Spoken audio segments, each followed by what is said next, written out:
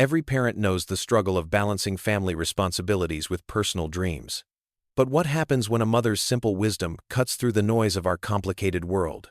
On a seemingly ordinary Tuesday taping of Family Feud, 9-year-old Sarah Collins, a tired young mother of 3 from Detroit, gave an answer so profound that it silenced the usually talkative Steve Harvey for a full 30 seconds.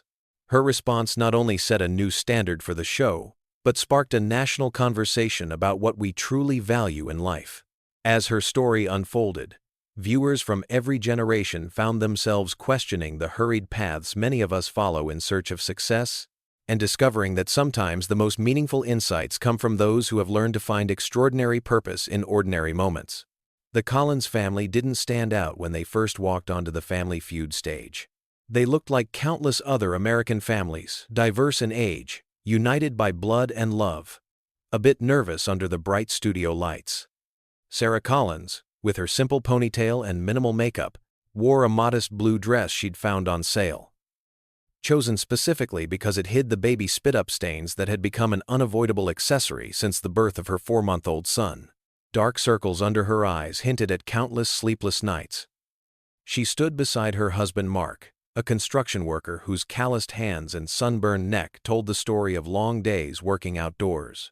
With them were Sarah's parents, Robert and Helen, both retired school teachers, with kind eyes and patient smiles that revealed decades of handling rowdy classrooms. Sarah's younger brother Kevin, a community college student working nights at a local factory to pay for his education, completed the team.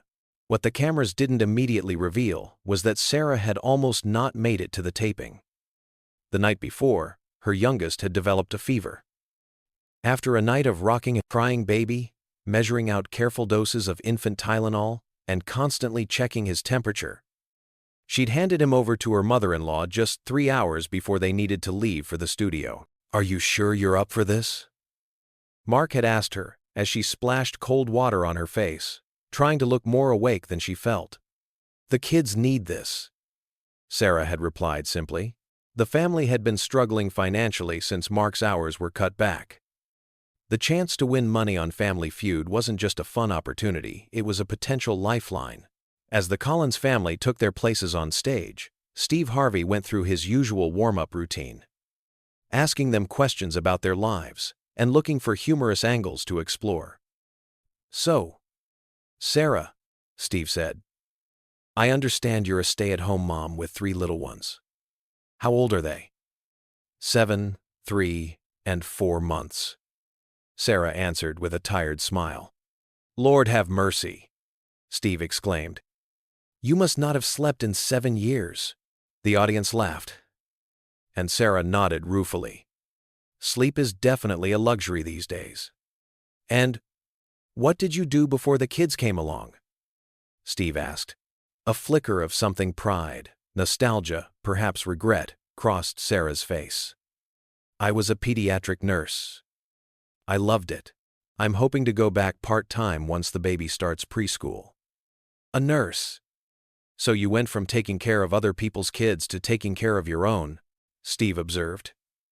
"That's right," Sarah replied, though sometimes the hospital felt less chaotic. This earned another laugh from the audience. What Sarah didn't mention, what wouldn't become clear until later, was how much she sometimes struggled with the transition from career woman to full-time mother. She didn't speak of the time she'd locked herself in the bathroom for 5 minutes of quiet, or how she sometimes looked at former colleagues' social media posts with a sharp pang of envy. She didn't talk about the budget spreadsheets she meticulously maintained late at night, trying to stretch Mark's paycheck to cover growing children's needs. As the game began, the Collins family held their own against their opponents, the Martinez family from Chicago. Sarah surprised herself by correctly guessing several answers, drawing on her experience as both a mother and former healthcare worker. Her father, Robert, with his decades of teaching experience, had a knack for understanding how large groups of people might respond to survey questions. By the final round, the game was tied. The deciding question flashed on the screen. Name something people say they miss most about their childhood. Sarah's brother Kevin hit the buzzer first. "Not having to pay bills," he answered confidently. The board revealed it as the third most popular answer, earning the Collins family control of the board. As they huddled to discuss, Sarah found herself distracted by thoughts of her own children. What would they remember about their childhood years from now? Would they recall the financial struggles, the times she was too exhausted to play one more game? Or would they remember the bedtime stories, the impromptu living room dance parties, the way she always kissed their foreheads before they fell asleep? Sarah. Her father's voice broke through her thoughts. What do you think? Sorry, she said, refocusing on the game. I was thinking about my kids. The family worked through their guesses, methodically. No homework, suggested Helen, which appeared on the board as the fourth answer. Freedom, offered Mark, which ranked second. Nap time, said Robert with a laugh. Coming in at number 5. They had one strike when Steve turned to Sarah. We need one more answer to win the game and go to fast money. What do you think, Sarah? Sarah hesitated, still caught in her earlier reflections about her own children. The studio lights seemed suddenly too bright, the pressure too intense. In that moment, she wasn't thinking about the game at all. She was thinking about the text she'd received from her mother-in-law right before they went on stage. Baby's fever broke. He's sleeping peacefully. Don't worry. Sarah? Steve prompted again. We need your answer, Mama. She looked up, momentarily disoriented. I'm sorry. What was the question again? Name something people say they miss most about their childhood. Steve repeated patiently. Without overthinking it, Sarah said the first thing that came to her mind. Having someone who made you feel completely safe. Steve's eyebrows shot up. He turned toward the board. Show me. Feeling safe. For a moment, nothing happened. Then, with a triumphant ding, the number 1 answer appeared. Feeling protected divided by safe, 43 points. The Collins family erupted in cheers, but Steve Harvey stood motionless, staring at the board. The director, sensing something unusual, instructed the camera operator to stay on Steve's face. What the viewers saw was a man visibly processing something deeply personal. Steve's usual animated reactions were replaced by a quiet stillness that spoke volumes. His eyes glistened slightly as he finally turned back to Sarah. How? Steve started, then paused to compose himself. How did you know to say that? Most people go with the obvious answers, no responsibilities. Summer vacation, toys, stuff like that. Sarah shrugged. It's what I hope my kids will say someday when someone asks them that question. That even when things weren't perfect, they always felt safe with me. The studio fell completely silent. As the Collins family moved to the fast money round, the producers noticed something unusual happening in the control room. Social media mentions of the show were spiking dramatically. Sarah's answer and Steve's reaction were already circulating online, with viewers commenting on the unexpected emotional moment. We're getting huge engagement numbers, one producer said. People are really responding to that last exchange. On stage, Steve was discussing with the family who would play the fast money round. I think it should be Sarah and Dad, Mark suggested. They've been getting the best answers. Sarah looked uncertain. I don't know if I'm quick enough right now. I'm running on about 2 hours of sleep. Sometimes being tired breaks down our overthinking, Robert said gently. You might be more in touch with your instincts. Steve overheard this exchange and stepped closer. Sarah, can I ask you something? And be honest with me. Sarah nodded, looking slightly nervous. That last answer you gave about feeling safe, where did that really come from? The cameras were still rolling, capturing what was meant to be a casual between-rounds conversation. Sarah hesitated, aware of the millions who would eventually watch this moment. My oldest, Emma, had nightmares for a while after her brother was born, Sarah explained. She'd wake up crying almost every night. I'd sit with her, and one night she told me, Mommy, I'm only brave because you're here. That stuck with me. She took a deep breath before continuing. Before I had kids, I was so focused on my career, on being successful in a way that other people could see and appreciate. As a nurse, I got recognition, promotions, regular paychecks. Sarah's voice became more confident as she continued. But now, success looks different. Some days, success is just everyone getting fed, and maybe the laundry getting folded. Nobody gives you awards for that. There are no promotions for mothers. And sometimes, she faltered slightly. Sometimes I miss being seen as something other than just the mom. Steve nodded encouragingly, recognizing the raw honesty of the moment. But then Emma said that to me, that she's brave because I'm there, and I realized that to her, I'm creating something that I missed after my own mom died when I was 12. That feeling of complete safety, of knowing someone stronger than you is watching out for you no matter what. And suddenly, all those invisible things I do every day didn't seem so small anymore. Steve's usual joking demeanor had completely vanished. The studio audience, sensing the authenticity of the exchange, remained unusually quiet. "Sarah," Steve said finally, "I lost my mother when I was young too.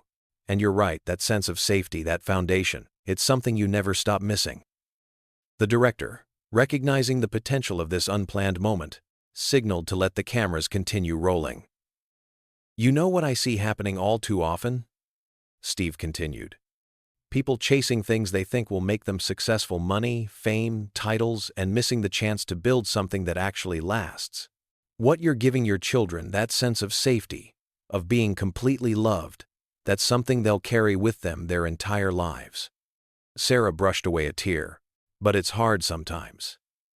There are days when I see my friends advancing in their careers, buying bigger houses, taking amazing vacations.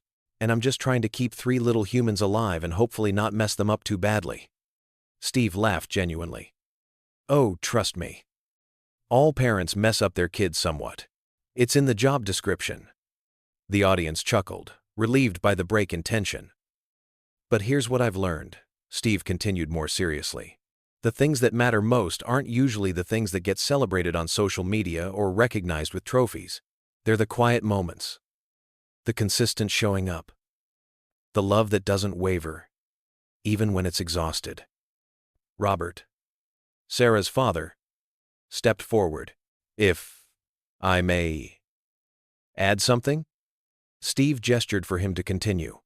"As a teacher for 35 years, I saw thousands of children come through my classroom, and I could always tell which ones felt safe at home and which ones didn't. It shaped everything about them: their confidence, their ability to learn, how they treated others. What my daughter is doing, it may not show up on a resume, but it's the foundation for everything else those children will become." The conversation had veered far from the usual Family Feud banter, but no one seemed inclined to redirect it. The producers, watching the raw authenticity unfold, were already thinking about how this segment would resonate with viewers. "We should get back to the game," Sarah said finally, looking slightly embarrassed by the attention. "Yes, we should," Steve agreed. "But I want to thank you for that moment of honesty. More people need to hear that perspective."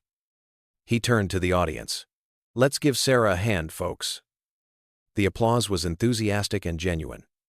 As it died down, Steve addressed the family again. "So, who's playing fast money?" "Sarah and me," Robert said firmly, putting an arm around his daughter's shoulders. "Let's do it," Steve said. As they prepared for the fast money round, Steve looked out at the audience. "What we just heard from Sarah, that's not just good TV. That's a perspective we don't celebrate enough in our culture.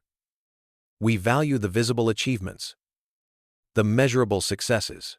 But what this young woman described, creating a foundation of safety and love for the next generation, that's the kind of success that echoes for decades." The fast money round began with Robert going first. He scored a respectable 124 points, meaning Sarah needed 76 to win the $20,000 prize. As she took her place at the podium, the tiredness seemed to have fallen away. She stood straighter, more confident. "You ready, Sarah?" Steve asked. "Ready," she replied with a small smile. The timer started. Name something specific that makes you feel old. Finding gray hairs, Sarah answered quickly. Name an animal people are afraid of. Snakes. Name something you might buy in bulk. Diapers, Sarah said without hesitation, drawing a laugh from the audience. Name a reason someone might be late for work. Traffic. Name something a grandparent might spoil their grandchild with. Sarah thought of her mother-in-law, who was at that moment caring for her feverish baby. Time, she said softly. The buzzer sounded. Steve smiled. Let's see how you did, Sarah. The board revealed, finding gray hairs, 32 points. Snakes, 28 points. Diapers, 21 points. Traffic, 37 points. They needed 76 points to win, and so far had accumulated 118. They had already won before the final answer was revealed. But Steve continued. You said time for something grandparents spoil their grandchildren with. The board showed time divided by attention, 42 points. That's 160 points plus your dad's 124, that's 284 points total. One of the highest scores we've ever had, Steve announced. As the family rushed to embrace Sarah. As they celebrated, Steve turned toward the camera. I've been hosting this show for years, and I've got to tell you, this is one of those moments that reminds me why I love this job. It's not just about the game, it's about the people, the stories, the moments of unexpected wisdom that come from everyday Americans like Sarah Collins. The director, sensing the importance of the moment, made a quick decision. We're extending this segment. Tell Steve through his earpiece. Steve nodded slightly as he received the message, then continued. You know, we came here to play a game show, but I think we just witnessed something more important. Sarah just reminded us all of a fundamental truth that's easy to forget in our achievement-oriented culture. After the excitement of the win had settled, Steve invited the entire Collins family to sit for an extended conversation, something unprecedented in Family Feud history.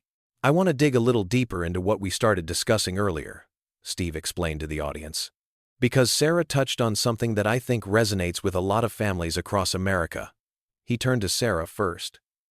You mentioned feeling torn sometimes between your identity as Brechters, a nurse, and your role as a mother. Can you talk more about that struggle? Sarah looked thoughtful. I think many parents, especially mothers, face this impossible standard. We're supposed to be fully devoted to our children, while also maintaining successful careers, perfect homes, and somehow also finding time for self-care and personal interests. She glanced at her husband before continuing. Mark and I made the decision together that I would stay home while the kids are young. It made financial sense with the cost of childcare for 3 kids, and it felt right for our family. But that doesn't mean it's been easy. Mark nodded. I see how hard Sarah works every day, and unlike my job, hers doesn't end at 5 p.m. There are no weekends off, no sick days, and no paycheck, Steve added. Exactly, Sarah agreed. Our culture measures value in dollars and titles. When someone asks, "What do you do?" and you say, "I'm a stay-at-home mom," you often see that flash of, "I don't know." Like they're mentally downgrading your intelligence or ambition.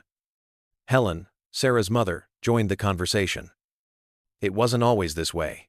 There was a time when raising children was recognized as crucial work. We seem to have lost sight of the fact that guiding the next generation is perhaps the most important job anyone can do. Steve turned to Kevin, Sarah's younger brother. What's your perspective on this, as someone just starting your career? Kevin shifted slightly in his seat. Honestly, I never really thought about it much until I heard Sarah talk today. I'm so focused on building my future, getting my degree, finding a good job, moving up, but listening to her made me wonder if I'm defining success too narrowly. I think many of us do, Steve acknowledged. We chase paychecks and promotions, and we forget that success can look different for different people and at different stages of life. Robert spoke up. As a teacher, I saw this with parents all the time. They'd come to conferences stressed and apologetic if they'd missed a school event due to work. Others felt they needed to justify their choice to stay home with their children. Everyone seemed to be carrying this burden of judgment, no matter what they chose. Steve nodded. It's like we've created this impossible standard where no choice is ever the right one. Sarah leaned forward. That's exactly it. If you focus on your career, you're neglecting your family. If you focus on your family, you're wasting your potential or setting a bad example for your daughters. You can't win.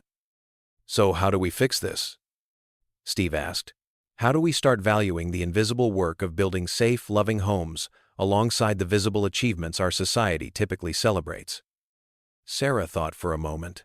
I think it starts with honest conversations like this one. Acknowledging that raising children isn't just a side job or a temporary detour, it's vital work that shapes the future in ways we can't always measure. Mark added, and it's not just a woman's job. I wish I could be more present for my kids too. The pressure on fathers to be providers first and parents second is part of the same problem. That's a great point, Steve agreed. This isn't just about mothers, it's about how we value caregiving and community-building work in general, whether it's done by women or men. Helen nodded. We need to expand our definition of success to include the quality of the relationships we build and the people we help to grow, not just the money we make or the titles we earn. Robert smiled at his daughter. What Sarah does every day, creating that sense of safety and unconditional love for her children, that's a form of success that ripples outward for generations. My grandchildren will parent differently because of how Sarah parents them. Their children will benefit from it too. That's a legacy that lasts far longer than most career achievements. Steve turned to the camera. You know, I came up from nothing. I've achieved more success than I ever dreamed possible. I've got the nice car, the big house, all the trappings of making it. But at the end of the day, what matters most to me is my family. Knowing my children feel secure in my love for them, seeing them grow into kind, confident adults. He paused, his expression serious. I think we've got our priorities mixed up as a society. We celebrate the wrong kinds of success too often, and in the process, we make good people feel like failures for doing the most important work there is.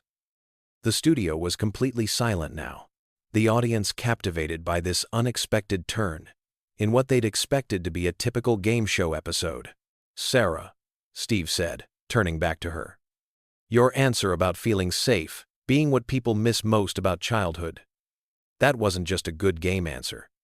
That was wisdom, and it's made me question whether I've been asking the right questions, both on this show and in my own life. As the extended episode drew to a close, Steve guided the conversation toward practical takeaways and broader implications. What we've discussed today goes beyond parenting, he said. It's about how we measure worth in our society, how we define success, and what truly matters in the end.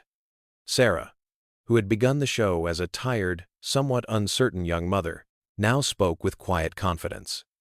I think we all need to be more honest about our struggles and more generous in how we view others' choices. Whether someone is a CEO or a stay-at-home parent or working multiple jobs just to make ends meet, everyone is trying to build a life of meaning. And meaning looks different for different people. Robert added. For some, it might be professional achievement. For others, it's creative expression or service to the community, or raising a family. There's no single right path. Steve nodded. I've interviewed thousands of successful people throughout my career. And I can tell you this. The ones who find true fulfillment aren't the ones with the biggest bank accounts or the most impressive titles. They're the ones who feel they've made a positive difference in others' lives. He turned to address the audience directly. I want all of you watching at home to ask yourselves, how do I define success? Is it making me happy? Is it allowing me to build the relationships and create the impact that will truly matter at the end of my life? Helen smiled. If we do know what in Flood, if we do not his break that one am. One question I always asked my students was, what do you want to be remembered for? Not what do you want to achieve or acquire, but what mark do you want to leave on the hearts of others? That's profound, Steve said. And it brings us back to Sarah's original insight. that what children miss most about childhood is feeling completely safe and protected. Because that feeling shapes everything else. It gives them the foundation to go out into the world with confidence. Mark reached for Sarah's hand. I see that in our kids. When they know they're secure in our love, they're braver, kinder, more resilient. That's something no amount of money or status can provide. Steve gestured to the production team. I've just been informed that since this episode aired, we've received thousands of messages from viewers sharing their own stories, parents who feel validated in their choices, adult children reflecting on what their parents gave them, people reconsidering how they balance work and relationships in their own lives. He turned back to Sarah. 1. Your simple, honest answer has sparked a national conversation. That's the power of truth spoken from the heart. Sarah looked both surprised and moved. I never expected this. I just came here hoping to win some money for my family. Well, you did that. Steve laughed. The $20,000 is yours, but I think you've also given something valuable to everyone watching, a chance to reflect on what really matters. As the Collins family prepared to leave the stage, Steve had one final surprise. In honor of the important conversation Sarah started today, we're creating a new annual award called the Foundation Builders Grant.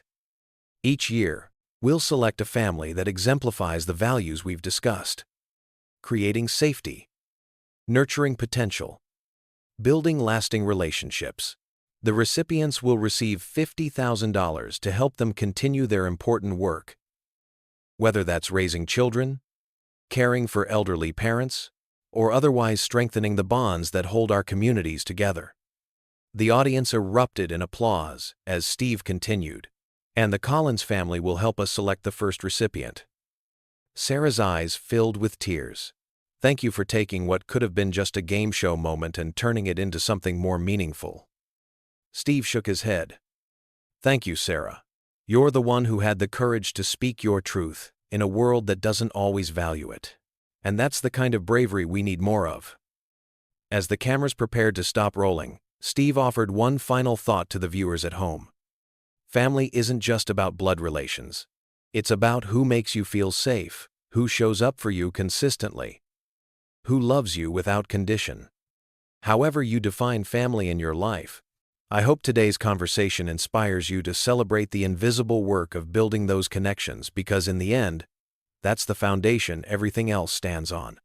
In the weeks that followed, the Sarah Collins episode, as it came to be known, became the most viewed in Family Feud history. Clips of her answer and the subsequent conversation were shared millions of times on social media, sparking discussions in workplaces, schools, and homes across the country. Parenting blogs and major news outlets alike published articles analyzing the cultural shift. Sarah's words had highlighted a growing recognition of the value of caregiving work and a questioning of traditional metrics of success. Several corporations announced expanded family leave policies, citing the episode as a catalyst for reconsidering how they supported employees with caregiving responsibilities. For the Collins family, life returned largely to normal. Sarah still had sleepless nights with her children. Mark still worked long hours in construction. But something had shifted in how Sarah viewed her daily work. Each time she comforted a crying child, or patiently helped with homework, or created a moment of joy in their simple home, she recognized it not as an interruption of her real ambitions, but as the important work it truly was. 6 months later, when the first Foundation Builders Grant was awarded to a single father raising 3 children while caring for his elderly parents, Sarah was there to present it. She no longer looked tired or uncertain. Standing on the Family Feud stage once again, she spoke with the quiet confidence of someone who knew her true worth. Success isn't measured by the size of your paycheck or the title on your business card, she told the audience. It's measured by the strength of the foundation you build for others to stand on. That kind of success doesn't make headlines, but it changes lives. And there's nothing more valuable than that. Steve Harvey, watching from the side of the stage, nodded in agreement. The young mother who had once made him question everything had helped him and countless viewers find a better answer.